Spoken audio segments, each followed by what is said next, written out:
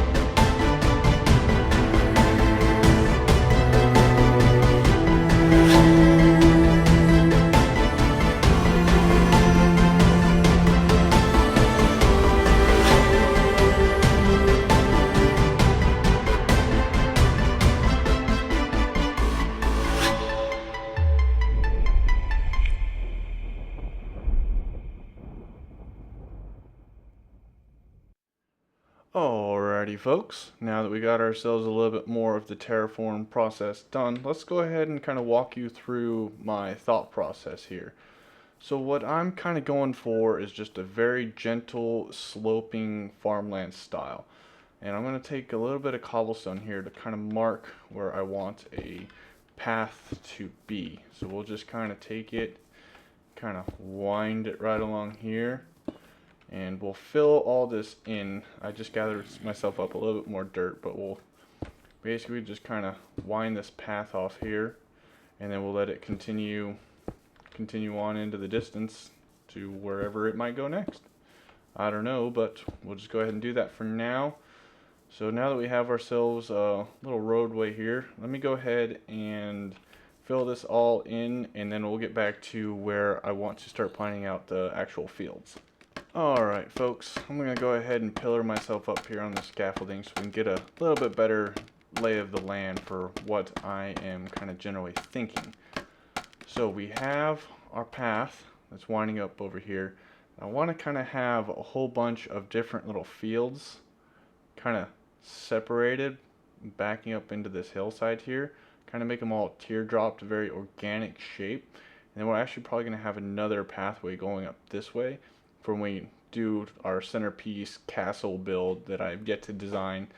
That's going to go ahead and dot that landscape up there. So we'll probably have a road come up here, go across that little river. I haven't decided if I actually want to take this out or just kind of keep cutting it down. But that's kind of where I'm at now. So let's go ahead and kind of get a feel for what we want to do for actual farm size, because they actually will be practical farms. We're not at the point in the game yet where we're doing just cosmetic builds here. So kind of my process, what I do is I will just take the cobblestone and lay myself out just a completely lined shape indicating the borders of the field here, and then from there we just kind of expand each individual field. Excuse me, kitty. So we'll just kind of take it, just go very organic. We're not trying to make this look too forced. Just kind of let it flow with the landscape here, as much as the landscape will let us. Come up here and bring it somewhere up right about there. And then we'll circle it right on back down. We don't want to try to have too many straight lines. That'll kind of give us too much of a structured look. We just kind of want it to look like they just took the land where it was and just started farming. So something kind of like that for one farm. And then we'll use the border on that same one and just continue it, kind of shape it along the road. And maybe this one will kind of stop right here up at the top of this ledge, so we don't kind of have that weird line. Something kind of like this, and then right on up to the top of the hill here, and then we'll circle it on around again. Like I said, it's not really anything too structured. I'm just kind of going with what feels like a good size. So I tell you what, guys, I'm going to go ahead and lay out the rest of these and I kind of see what I'm doing, and then I will be right back with you guys.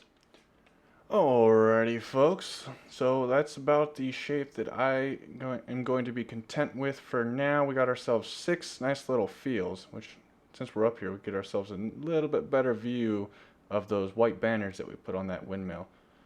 How do you guys like that windmill, by the way? Let me know in the comments if you think it's too organic or if it's too fantasy. I mean, that's the vibe we're going for here. So we're going to have to kind of use that as inspiration for the rest of our builds. So we'll go ahead and gently drop ourselves back down here. And then the next step in the process is that I'm actually going to go through and get myself cobblestone stairs, walls, and slabs. I'm going to kind of alternate to create different height variations all the way around here. And then I will need to go get myself some shears or put silk touch on a hoe and get myself a whole bunch of leaves, and I'll use that to kind of dot, to kind of give it that overgrown, not very well maintained border on the outside. Then we'll go ahead and get started planting the crops. So I'll tell you what, guys, I got to do a whole lot of harvesting to get all these supplies ready, but I will go ahead and get back to you guys once I've kind of layered this all out.